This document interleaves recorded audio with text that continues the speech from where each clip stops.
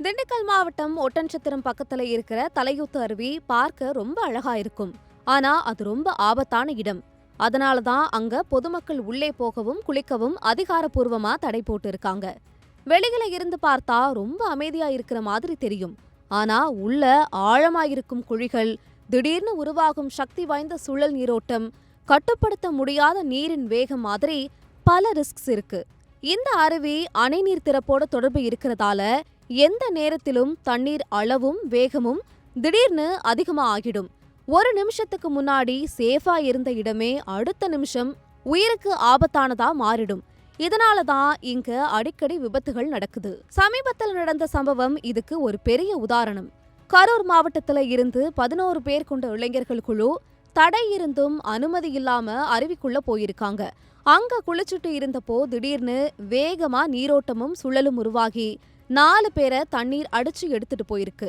சம்பவம் தெரிஞ்ச உடனே காவல்துறை மற்றும் தீயணைப்பு படையினர் வந்து மீட்பு பணிகளை ஆரம்பிச்சாங்க.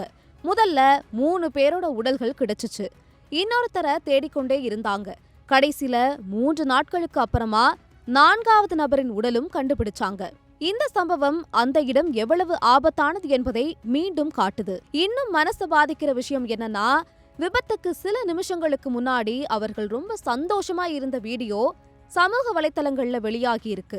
அடுத்த நிமிஷம் என்ன ஆகும் என்று அவர்களுக்கே தெரியாமல் போயிருச்சு.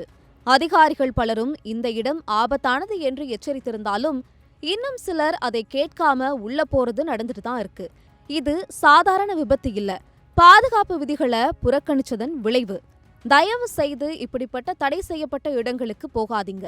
இது ஒரு சாதாரண சுற்றுலா இடம் இல்ல, ரொம்ப ஆபத்தான பகுதி. சில நிமிஷம் மகிழ்ச்சிக்காக உயிரை ரிஸ்க் பண்ண வேண்டாம். தடையில்லாத நீர்நிலைகளுக்கு போனாலும் கூட அந்த இடத்தை நல்லா தெரிஞ்ச ஒருவரை கூட்டிக்கிட்டு போங்க. அவருக்கு தான் எங்க பள்ளம் எங்க ஆழம் அதிகம்னு தெரியும்.